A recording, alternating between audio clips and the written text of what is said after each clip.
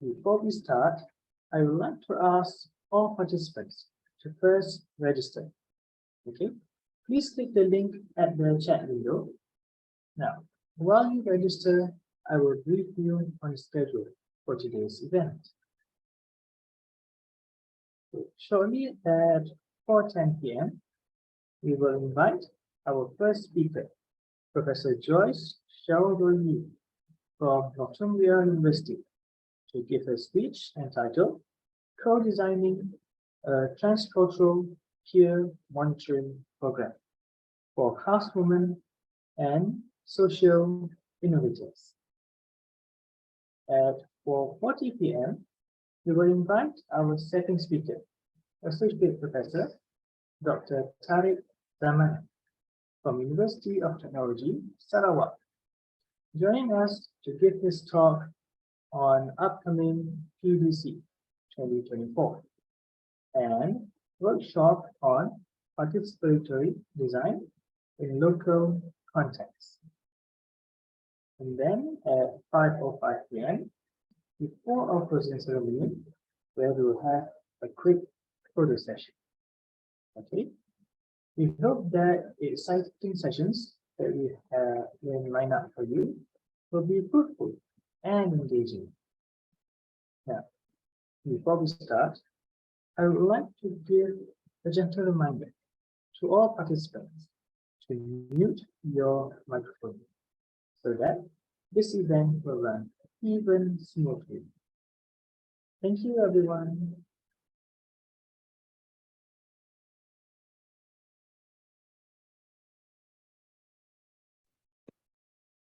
Yeah, thank you, MC. Can you guys clearly hear me?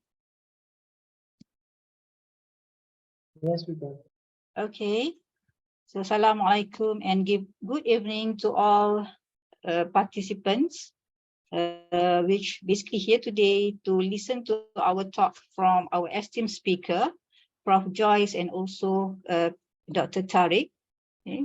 So let me just go through Prof. Joyce brief bio. So Prof. Joyce is a design researcher, author, and also a designer in the areas of design and social innovation, service design, and interaction design. She is currently a professor of design and social innovation at Northumbria School of Design. She holds a Bachelor of Fine Arts in Graphic Design, Master of Arts in Visual Communication, and a PhD in Design. Okay. Her research focuses on the role, value, and impact of design in organizational contexts. Specifically, she is interested in the ways design is used to support, enable, and drive change through the creation of innovative practices in organizations. She was the lead investigator for the Valuing Design Project, and a HRC-funded research that identified and mapped the impact and value of design in public and voluntary and community sector organizations. She has also authored a book, Transformations: 7 Roles to Drive Change by Design, which introduces the roles that design play in driving change in organization. Hi, Prof. Joyce. Hello, selamat petang. Selamat petang. Yeah. So basically, we are still in the mood of a Merdeka Day, Independence Day. Is it still? Until 16 September, which is the Malaysia Day.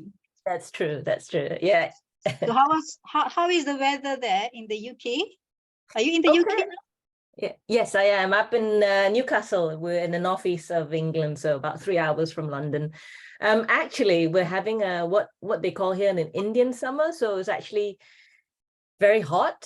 Not hot by Malaysian standards. It's hot by UK standards. I think down in London they were maybe having 30 degrees. Up in Newcastle is about 25 degrees. So just nice, very comfortable. Okay. Yeah, good. Great to know that It's a good, nice summer, hot summer there in the UK. All right, so Prof. Joyce, shall we begin? Yes, Shall of course. I pass the floor to yours? Yes, definitely. What I'll do is I'll share my screen. Is that okay? Sure. Yes, please. Let's see if it works.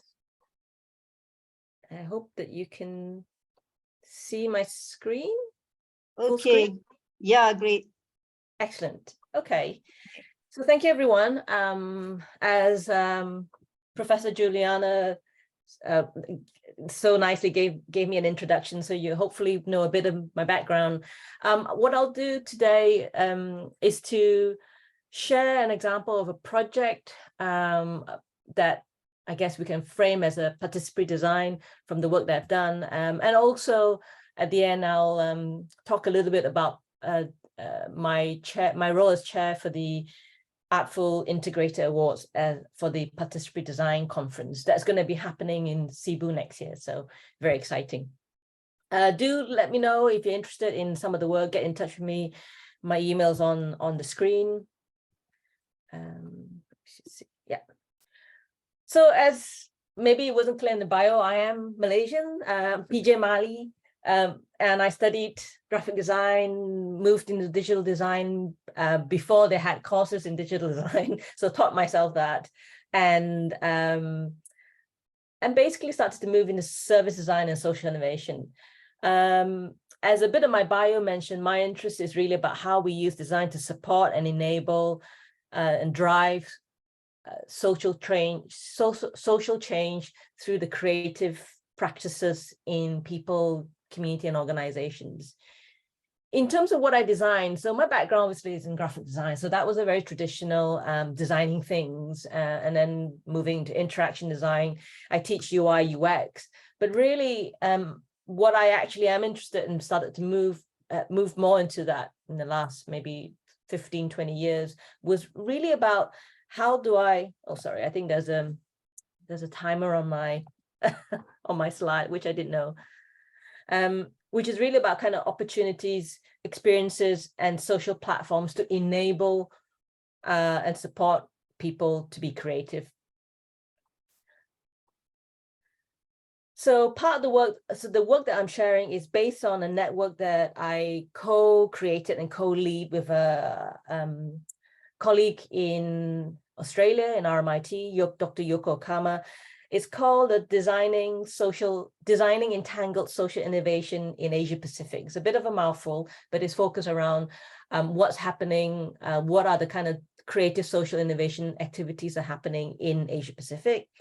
And it's really a knowledge sharing and capacity platform for practitioners who may or may not identify as designers or have training design, but actually are using quite interesting, creative, culturally appropriate approaches to addressing issues that they or their community experience. So in terms of how our approach is, and everyone recognize in Asia, certainly in Malaysia, going out, sharing food, eating together is really important. So what we do is really relational. So we build what we call thick relationships over meals, of course. We're Malaysian, we have to be crazy about food. And partly also because it honors important cultural rituals that we all recognize, even though we're from different countries. So I think that's really important as a starting point before we even talk about, I guess, why are we here? What do we want from each other? What do we want out of this? It's really about getting to know each other. And I think that's the key ethos to the work that we do through the network. And the network that we do is basically based on gatherings. We've done gatherings in Singapore. We started in Singapore 2015. We had a gathering in Bangkok. Then we had actually a gathering in KL 2017 and various things. So this is really kind of what we do. We learn from practitioners. So I'm a design researcher, and what we're trying to understand is what do practitioners do on the ground and try to learn from that, but also offer practitioners a platform to reflect. So the example that I want to share today is about a transcultural women's peer mentoring program that we set up focused around capacity building and leadership. And really the aim of it was to, how we did it was kind of through foregrounding cultures, relationships. And I'll go a little bit more into how we do that later on, but really it's about kind of supporting, trusting and caring relationships. So what is it? So it was an 18-month program. We started in November 2020. Trying to get my date. So 2022, I think. No, 2021. Based on COVID, I think we've all lost 2 years, right? And it's 21 participants, mentors and mentees, including, and they come from 4 countries: Japan, Australia, Thailand, and Malaysia. And we grouped them into sort of 6 clusters. So it's peer mentoring, it's group mentoring. And obviously we, as a project team, which includes colleagues from RMIT, Kanazawa College of Art and Design, and Bangkok University, we support the team alongside advisory board and guest mentors. It's a truly transnational, transcultural, transsector program because all the participants come from diverse backgrounds, locations, professions, and cultures. To a certain extent, we're all multilingual, multicultural, because we try to use English as a common language, but we all have our own kind of native language. And through birth, through migration, through education, we are multicultural. And you can see the list of countries that all the kind of participants come from. So they might be residing in Japan, for example, but they might have a heritage in Hong Kong or in Malaysia, for example. And the range of women that we are supporting works in arts and crafts. They were in curation, but they were also a few of them were kind of social entrepreneurs, social innovators, looking to support and doing kind of social impact work. And this is how we kind of started to create structures of peer support. So you can see in this diagram, in this visual, the pink groupings are the mentors. They come from Japan and Australia, and we've grouped them with at least 2 mentees. And we try to have the mentees from different countries so that, again, there's a cultural exchange. And one of the, I guess, one thing I didn't mention is like, why did we start this program? So the program was started because we, as a network, we hear a lot from our members, our network members, the challenges of being a woman, being working, all the pressures that, society places on you, but also trying to kind of achieve support, especially around leadership. And I think leadership is kind of laden, a very heavily laden word. There's a lot of different expectations, gender expectations. So we particularly heard that it was challenging for women to overcome certain cultural differences and experiences. So we ended up saying, well, this is what we can offer, because we have a strong network of practitioners who can actually be mentors and support other women. What you can see here is other project team members, us, advisory board from Asia, and some guest mentors. So one of the key things that I want to focus on is that this is not something that we're not focusing just on skills or content. We're not about, here's what you need to do, here's what you're lacking. It's really about focusing on supporting and building the relationship between the peer groups, between the mentors and mentees, and ensuring that because there is a strong relationship that supports that, then the needs of the mentees will then be supported by the mentors in a very organic and very specific way to the mentees. So we're not saying you have to be doing this course, we'll run this course around kind of time management, we'll run this course. It's actually really focused on individual requirements. So for us, it's about creating an environment and a structure where they can decide and learn at their own pace and reflect on pace. So this is very different from, I guess, running an undergraduate course, which I've done before, where you have a set curriculum. It's really about kind of how you build relationship. And the question is, what does that mean? What are we designing? What is it that we're actually creating? How do we create these structures where people can build relationships? And the challenge is also, we were doing it online, so this is even more difficult. We did come together at the end, but we started the program online. So what we did was, we've set up a number of what we call formats or ways in which the relationships are being built. I'll talk a bit more about gift exchange, but we did sort of small group peer mentoring. We did group sharing and learning. So we had tri-monthly meeting, check-ins, informal online check-ins and with project teams. We also did run 2 quite more formal events where we invited external speakers to talk about some of the issues that has come up from the conversation we had with the mentees or mentors. And then we had a more public, a face-to-face gathering in Bangkok.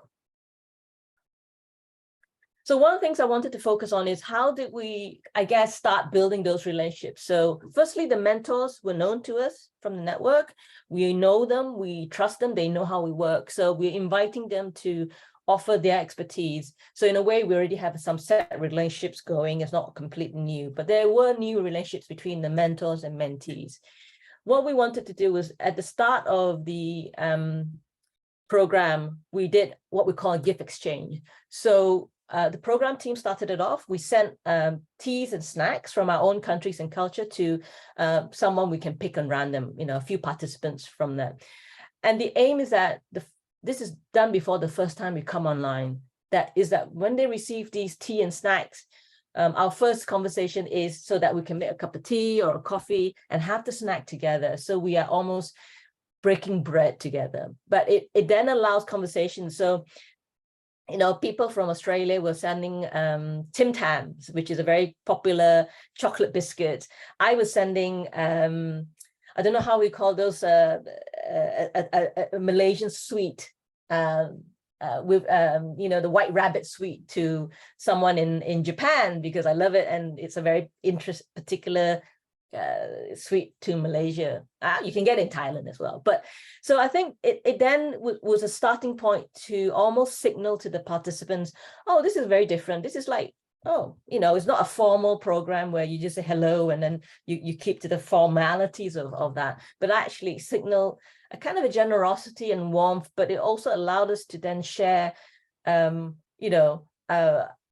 did I send the white rabbit sweet? What kind of memories did it evoke for my growing up in Malaysia, for example? And then it's shared and extended to some of the mentees sending gifts to their mentors. Some of them were commissioning artwork because Nikki is a curator here. She commissioned some work to be then sent to her mentor. So these were kind of a way in which we really scaffold the building of the relationship. And it became quite important, actually. We also had face-to-face local check-ins with the project team. We have it in Thailand. When I went home to Malaysia, I met up with the Malaysian mentees. In Japan, in Australia, they had picnics out. And really, it was just a way to give different interactions and build relationships through different ways. We, of course, then had a face-to-face meeting, but this was about 6 months into the program. So the relationships are, in a sense, have started, and some of them have grown, and some of them haven't been cemented. So it was really, other ways in which we were supporting relationship building. And I want to put this slide in to, it's a bit complicated, and I don't expect you to see it really, but really,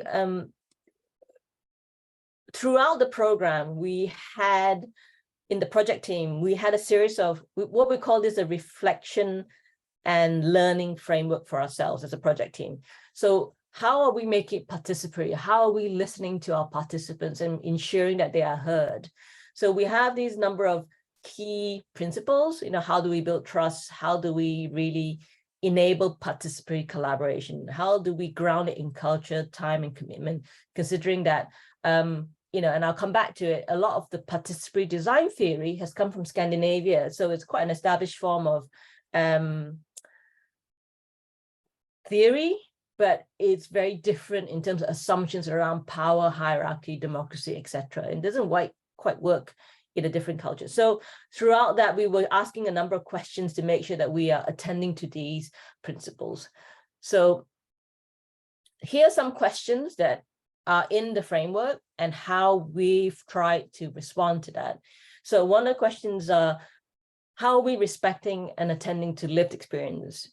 By that, we mean, every person, every woman had very different personal, professional circumstances. When they can meet, what time they have to work on this is very different. So, you know, we obviously set out some expectations in terms of number of meetings, but there's not really a predetermined, you must spend this number of hours. You know, we give an indication, but it really depends. You know, life happens throughout, so we can't really, you know, but we also give glimpses of lived realities through the Zoom images, you know, through my background. I know I blurred it, you know, just to be, I guess, more professional, but we want to see things, what we call leaking in. You know, these women, some of them have very young children, they'll be joining the call and they'll be saying hello, and it's nice because it's really part of their life and it's something that really need to take into account. So really noticing things said, but also unsaid things. And you know, in Asia, sometimes things that was not said is more powerful than things that are said. So it's very different from, I guess, a Western culture where, you know, they expect you to be explicit or honest. Sometimes you just can't be.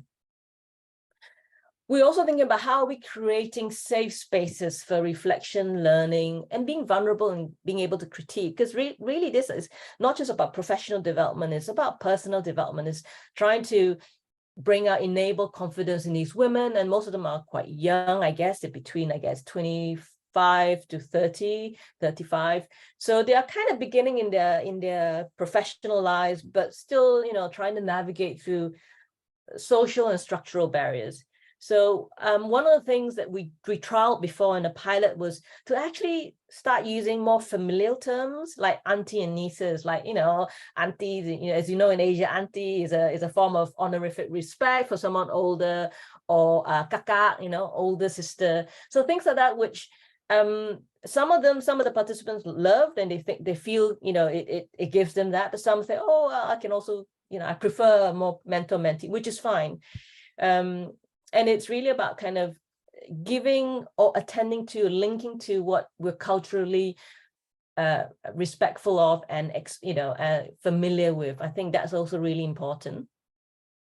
You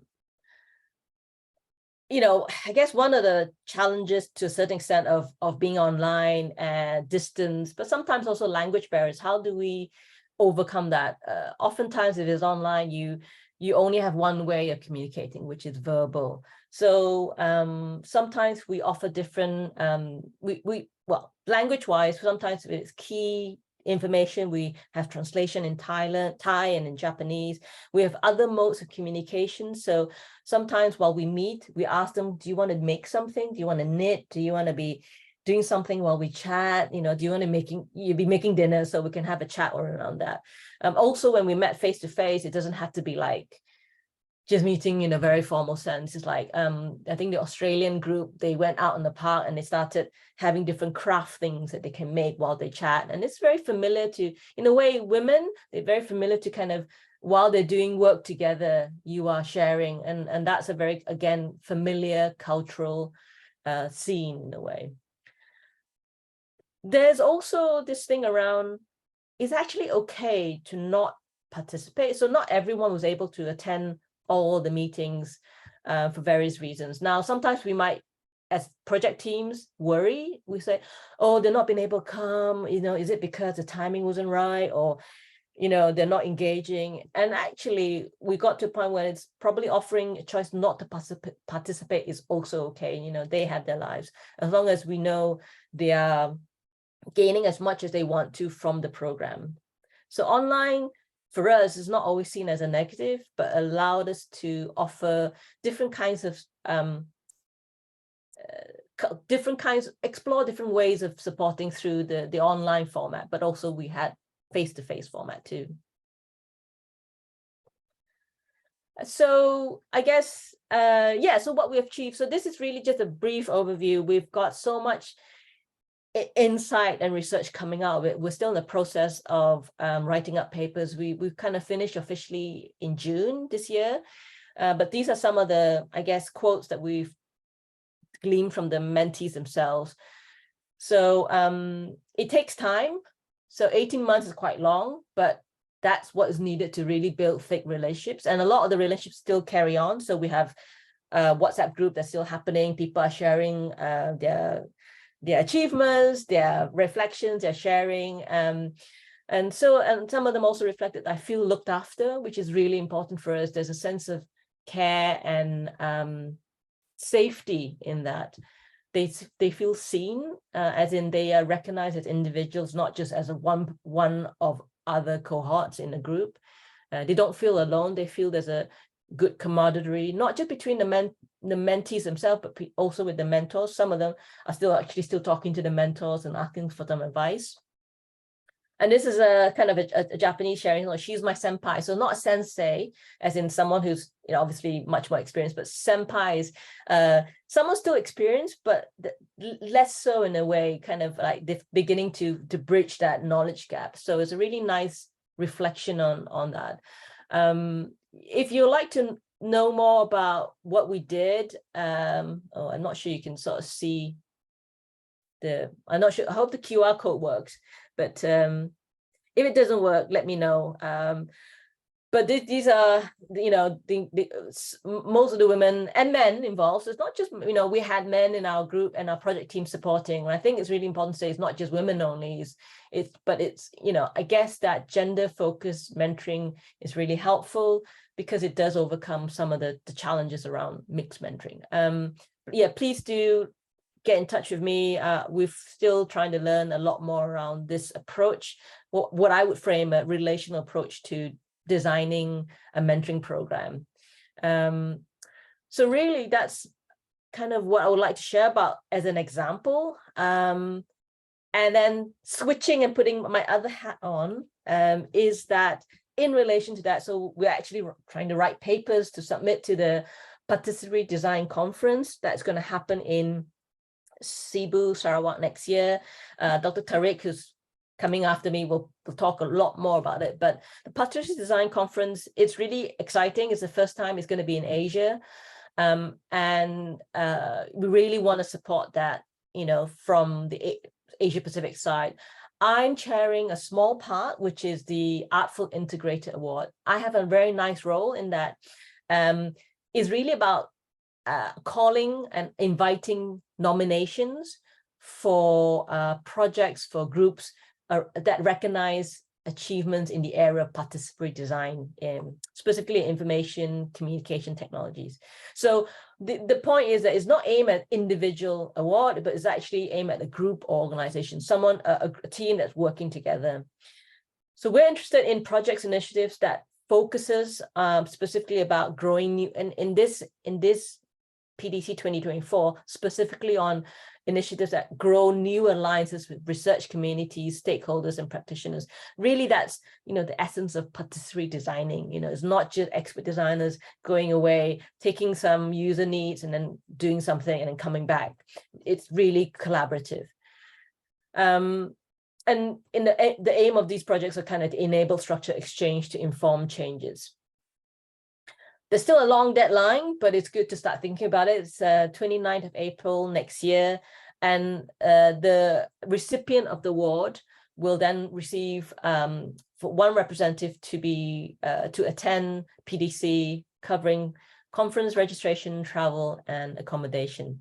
And just to give a bit more background to what we're looking for in terms of nomination, to think about, you know, what are the core values, the work that they're doing, how do they see the change that they see in themselves, are they making that change?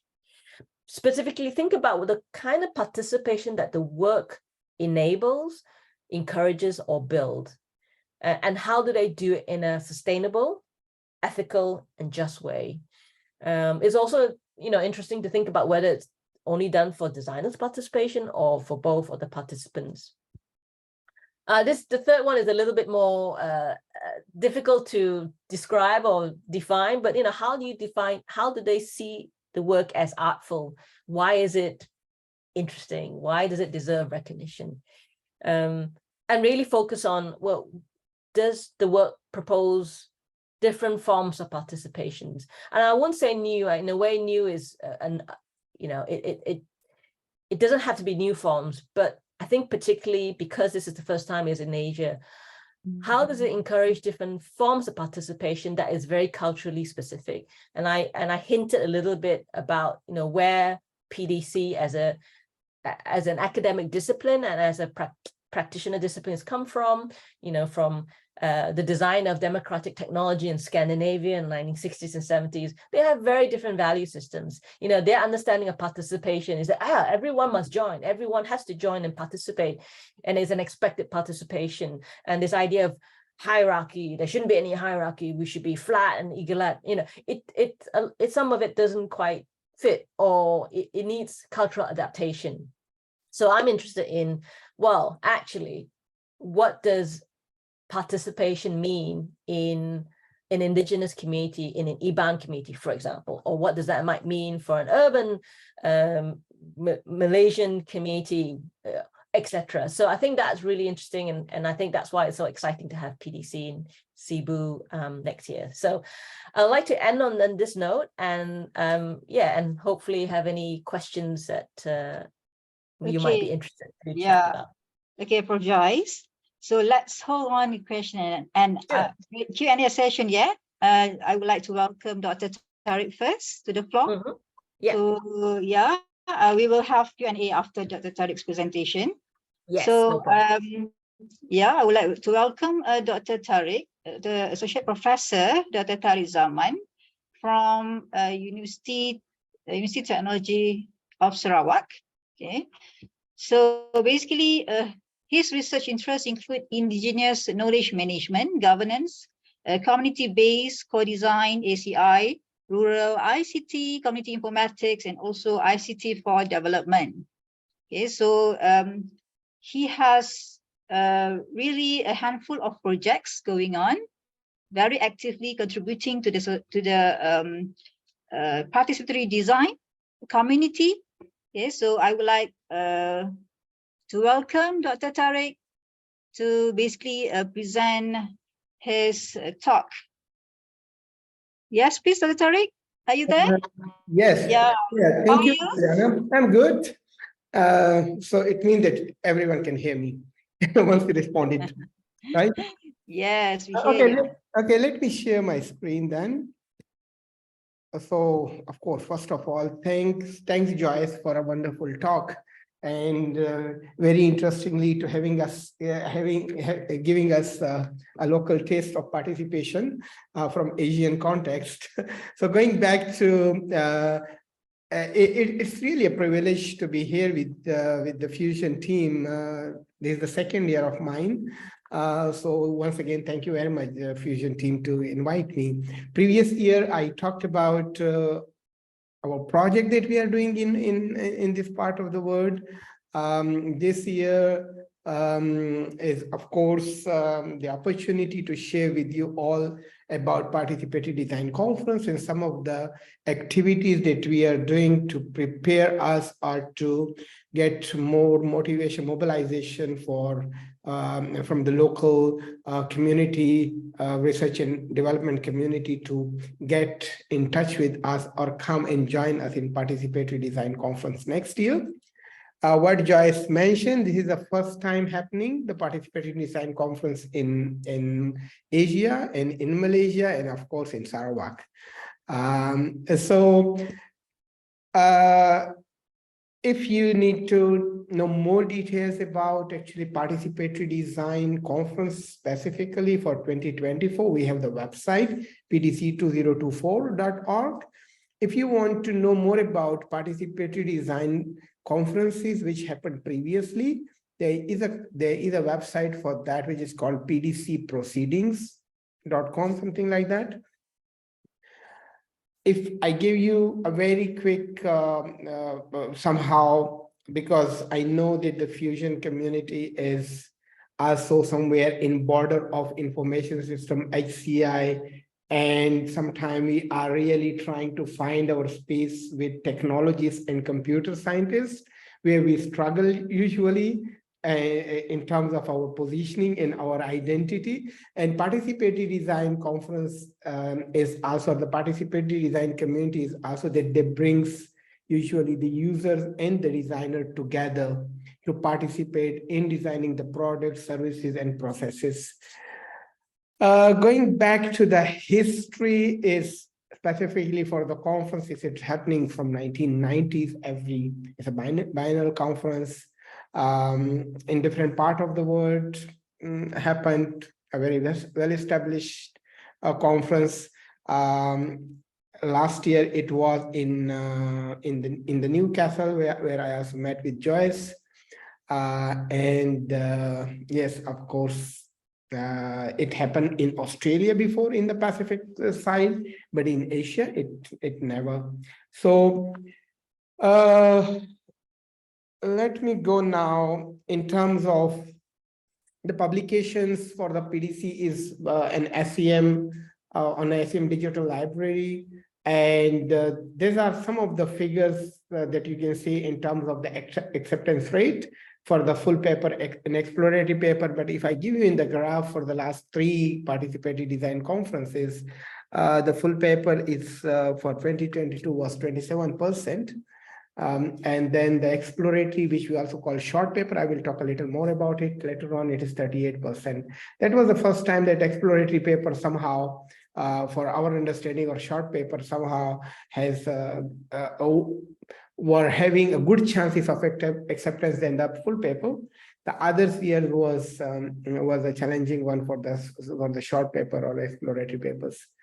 Yeah, so this is the one, and then going back to actually, going back to that we are hosting next year 8, and very specifically, there are some tracks that we are looking, or some focus area that we are looking at, is it in terms of co-design processes and methods. And then within different domain, health, education, social innovation, ethics and social responsibilities, and other part of that, IoT, VR, AI development via participatory design methods is another very interesting topic which is coming in the last few years. And then the sustainability, social justice, this type of more practical, out of lab, within a specific context, design and development of tool is the focus of participatory design conference. Okay, our theme for this year is reaching out and connecting beyond participation. And what we are really looking at it, that the ICT development in Malaysia is very common. We usually, what Joyce also mentioned, that in everyday life, we participate, the modes of participation is present. Our communities, our partners, our users, they are always motivated towards engagement and participation, though the problem is that we are still finding our space in terms of research, that where we can base those type of experiences theoretically and as well as methodologically. So that's why the participatory design conference is one of the space. We were thinking that it will be nice to bring it in where we are so much in practice, but if we can also link back our practice to the theory and to the wider research community, that will be interesting. So I'm going quickly now towards very specifically, okay. We will be having different tracks. It is not the normal just paper track in participatory design conference. We have, of course, the paper tracks like full paper and exploratory paper. Full papers are for a well-established experience research work which has been done. The due date is just now within next like few weeks. Of course, that we normally suggest or propose to the young researchers that they should write in other tracks rather than writing for the full papers. And in other tracks, the exploratory paper or the short paper track is one of them. where there is a limitation to 4 to 6 pages of the paper, but it is a good space for writing your short paper and to enter into the participatory design community and to get your recognition and space. Specifically, last year, our PhD student Gary has published their own paper, and we have usually seen that many young researchers publish papers there. Or even a researcher who want to first time explore this whole participatory design space, for them it's also good. It will be around 2nd of February 2024, the due date. There will be also workshops, and workshops are also published in the proceedings, which the researchers can offer, which will be 18th of February. Beyond Academia is another track. Beyond Academia is a track where it is by invitation only, and we invite people from industry, people from local community who are working not in academic sector, and they cannot write a very traditional papers, and because it's not their practice. But we make it the conference more inclusive to get benefit from their perspective also. So there is a separate track for that. Situated action and exhibition is another one. It includes, this will also have published proceeding actually. And situated action is an event which is normally like with the same duration of a half-day workshop or a few hours of that, where the researchers, if you are working in a specific domain in education, in climate change, health, or any domain, and you are facing a challenge where you are practicing the participatory design method or methodologies or tools, this is a space where you write a short extended abstract for 2 to 4 pages, and you submit it, and if it is accepted, and you can engage the other researchers community who are coming to be part of the participatory design conference, and you can have a session with them to explore what challenge you are facing. So you can actually put a challenge there, and then the participants can engage with you and try to find us. This fair, we are also looking at it, that there is a big exhibition, a big event happening normally, the cultural event happening normally in July in Cebu. It's a big cultural event, and we wanted that, we are talking to the government here in Sarawak, and in Cebu very specifically, if they can push it to August, and our situated action and exhibition can be part of the cultural event, the community cultural event, and we can have the whole sessions there. Doctoral consortium will be another one, especially the PhD students. Please keep in mind and write for this one. This is also published paper on the digital library. PDC places is by invitation. It is remote places, a separate event, and usually this has happened in other part of the world. It will not happen in Malaysia because Malaysia is hosting the main event. So PDC places is a small remote event which support the main PDC conference. So that is the one. And then community track is a very interesting track. If you are working with a community and you want to write like a social community outside from your lab, and you want to write a short paper with your community members, you can submit it here. This year, this is the first time community track in Participatory Design Conference. It will be it is chaired by some of the researchers, but as well as 2 community members, 2 community elders, one from here from Borneo, Sarawak, the other one is from Africa. So these are the different tracks. Now, for my understanding, we need to get ready for that. And my discussion with my UX community and my HCI community was that how we can move for that. One of the idea is that we are planning a workshop end of this month.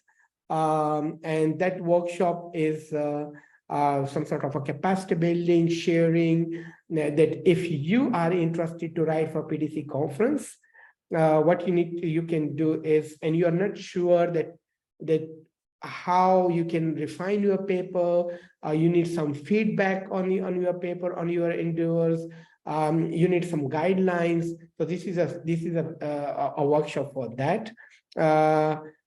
We will need somehow 2 pages extended abstract from you, where you can mention about 3 very specific things. What is the challenge? What PD challenge you are facing in your work that you would like to write about? The second one is, of course, are you using any strategy, tools, theories, models of participatory design to engage your stakeholder more meaningfully? And the third one is, if you're not using any PD method or tool, the other way is that you write about your motivation to attend the workshop. That could be another way that you mention about it, that why you want to attend the workshop, what you want to take out from the workshop. And the third one is the context, in which context your project is working, that you would like to work on about that, or you want to reflect on that in your paper. So the context is another. And the third one is the track, for which track you would like to submit it. Is it a workshop? It is a situated action, a demo? Is it a exploratory paper, a short paper, a doctoral consortium? For which track you would like to write about it? So that these will be the discussion end of this month in the workshop. There will be few facilitators. We will see, of course, I will be there. Professor Heike Winstittefer, the other general chair with me. She was here last month or before that in July, and she agreed that she will help actually in terms of and will remotely participate in the session. But then we will have a few facilitators there to facilitate this workshop. And I'm not sure, I will leave it further for the Fusion team and for the myHCI team, that they can share with you any further information. Till this, I think it's from my side. Thank you very much once again. Okay, thank you, Dr. Tariq. So we'd like to invite Prof. Joyce to the stage also. So we will open for Q&A. So before that, I would like to basically recap what Prof. Joyce has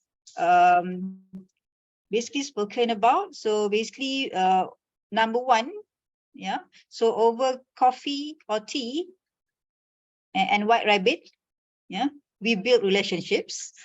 Okay. So number two, so there are power dynamics everywhere.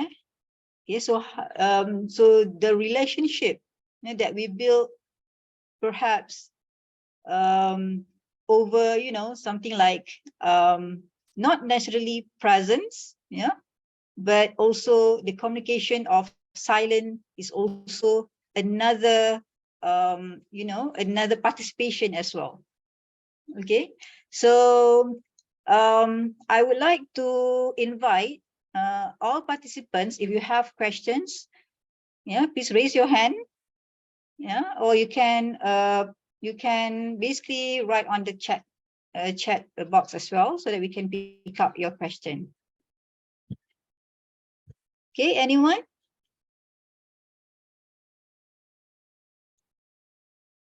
And also, if you would like to know more about PDC, Participatory Design Conference, and also the workshop, upcoming workshop this end of month, we can also ask. The general chair is here.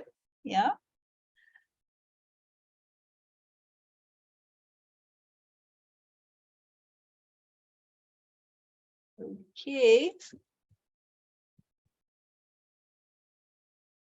So I guess I am the one who probably would like to ask first of Joyce, and also Dr. Tariq. Say, very interesting talk about Prof. Joyce. We just talk about how you manage to mentor craftswomen and also social innovators. So do you find any power dynamics during your projects that hinder you from reaching the participants or the mentees?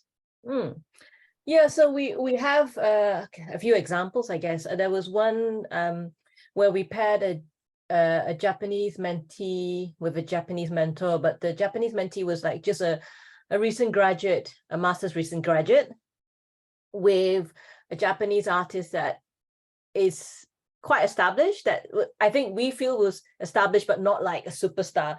But I think the mentee was feeling really almost was really happy. It was like, oh my God, I've got this great mentor, but then also slightly embarrassed to say, oh my God, I've got this great mentor and she's mentoring me and I don't really feel I deserve it. So there was a significant, I guess, feeling from the mentee about the power dynamics of it. And rather than us thinking, oh my God, that's an issue, you know, I think they worked it out through, so the mentor was being very, you know, not say directly addressing it, but the mentor started inviting the mentee to meetings that she was having with her collaborators, with the curators, just as a way of folding her into the work, into her work, and introducing her to the network that she works with.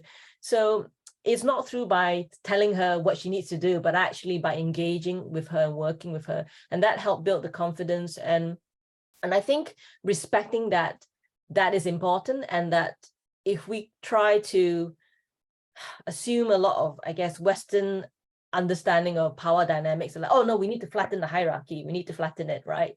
That would make, I think, the mentee very uncomfortable, and it would kind of destroy that, you know, dynamics. So that was also an example, but we also have other examples where the mentor was coming from a different culture. So someone who's Australian mentoring a Malaysian, and of course the Australian mentor wanted to be more, oh, I'm not going to tell the mentee what to do. You know, I want them, my role is to kind of question rather than direct.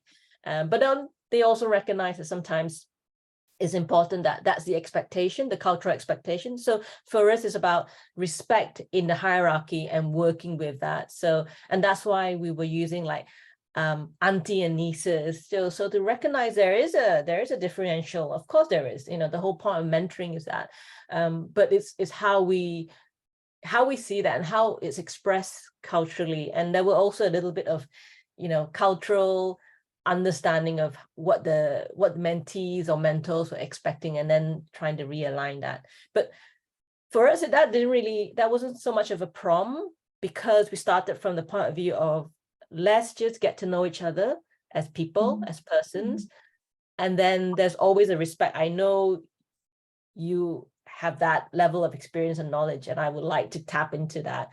And, you know, so those are the some, maybe a couple of examples to share around power dynamics. Okay. Okay, so anyone would like to, thank you, Joyce, for the response. Yeah, so I would like to open to participants. If you have any questions related to participatory design, probably you want to know what is not participatory design, also you can ask you can ask our speakers here.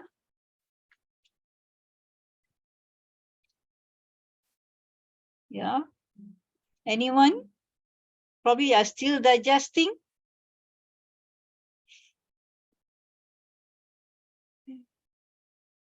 Basically, this is, yeah, Prof. Yeah, yes.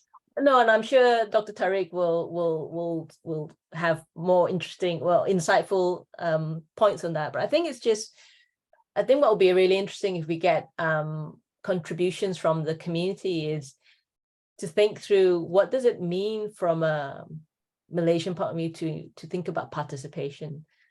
You know, what other, and then we're not just talking about like very like high level macro scale participation of like, oh, democratic participation. Actually, sometimes we have to be almost non-democratic sometimes to get something done, but it's still participation. So I think what I would like to raise as a challenge or a question to everyone is, what does participate, and you know, even in Malay word, what's a Malay word for participation? What's a Chinese word for participation? What's a Tamil word for participation? What does that actually mean? culturally in that way, in the context that we're working. Because even a UI UX, right? We talk a lot about user research, and we say, oh yeah, we need to understand users, and we need to observe them. And is that appropriate? Is that right? How does that manifest in a very particular Malaysian context or in different contexts? So I think it's just around, yeah. So anyway, and we do have a question. Yeah, Maybe, there's one maybe question. Dr. Tariq can answer that. Yeah, can participatory design involves with proxy users by Anis Hasliza? So probably Dr. Tariq, would you like to answer questions on this one? Yes, so I would just like to first understand that what we really mean from proxy users, and why we want to have a proxy user. So for example, I'm just looking at it that if we want to engage children in some of the cases, and then when we want to engage children, we also need an engagement with the teachers in the classroom or with the parents also.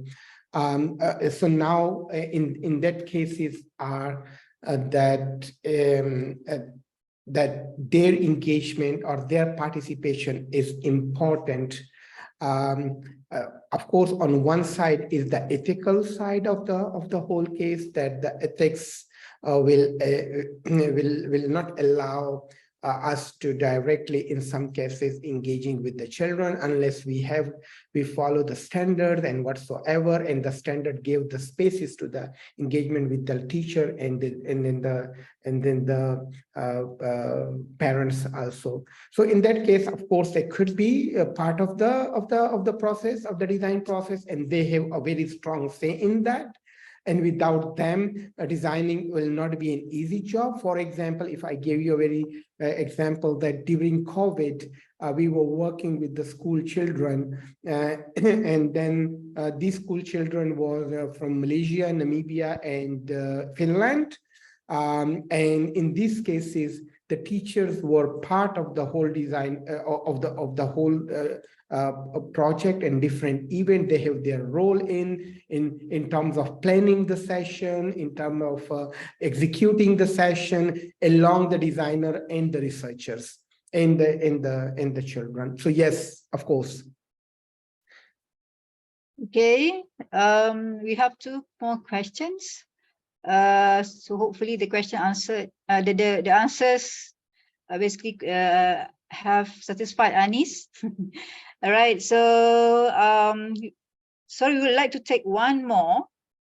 There is two questions here, but we would take one more. Only one. Probably, you know, we have this upcoming workshop. Probably we can ask and also ask further on certain issues or certain questions that you want to raise. So which one? So Dr. Shamsul here, yeah. How you minimize the cost, I guess, a PD research involving participants for a workshop series, because probably we have series of workshops, right? So how do we actually minimizing the cost? I think that's the question, Dr. Shamsul. Should I respond very quickly then? Maybe then. Okay, so to minimize the whole purpose is that if there is a budget constraint, then why we need to do 3 workshops or 10 workshops. It is not about the numbers. It is about the going in depth of that and going down actually instead of going wide or on the breadth.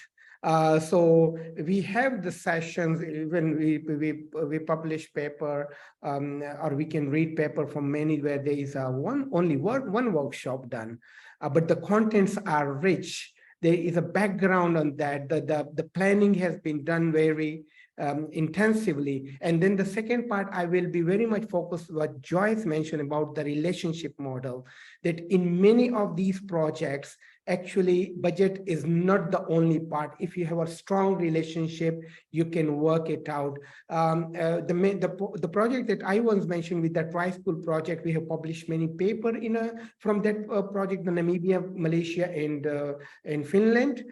We do not have any external funding for that project. And if we cost it, it is, I think, less than 500 ringgit for the whole 1.5 year project, because we all have this relationship with the schools, within our project team, on which we were relying on building on. Of course, that is a very, maybe a very unique case, or it needs time to build this type of, but then the other part is that participatory design, believe me, it's not really about the numbers.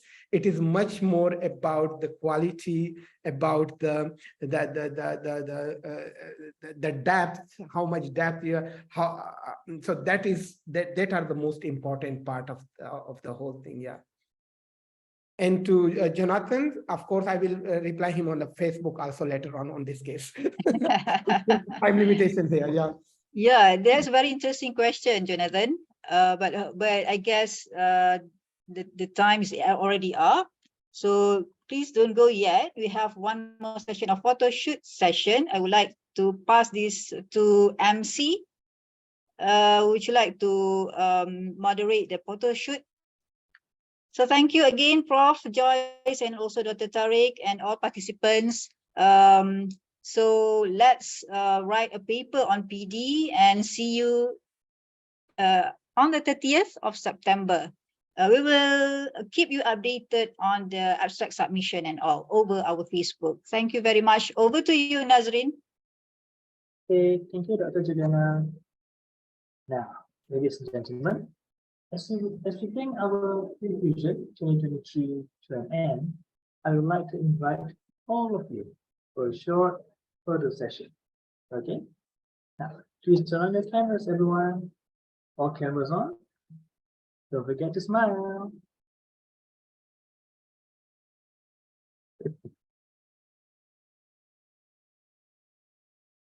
Okay, one more. I think we are the participants are still opening up the camera, so maybe we can just wait for a while. Give them time. Okay, sure thing, Dr. Yeah, give them 1 minute to basically touch up. Okay, the face, check down your makeup, your smiles, your fashion, ready when you are.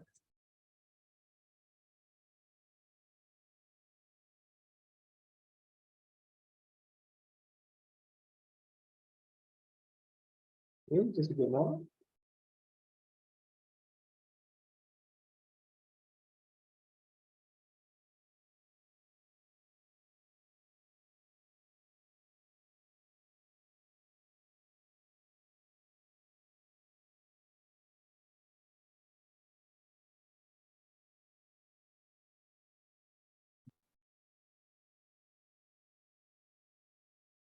Okay, Nazrin, are you done? Okay, Yes.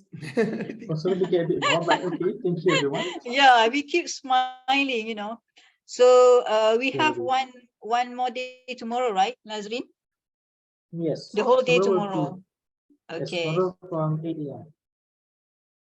All right. Okay. So everyone, thank you all for being a great audience today. We bring your professionalism to our event. Okay? And also, one of the game changers in the human-computer interaction and user experience world. I hope you all enjoyed this event. Thank you again for making this a memorable one. So I am Nazrin Afiq from University of Technology Mara. Okay, see you in the next Fusion event. Assalamualaikum and good day, everyone. Stay safe and have a pleasant evening. Goodbye.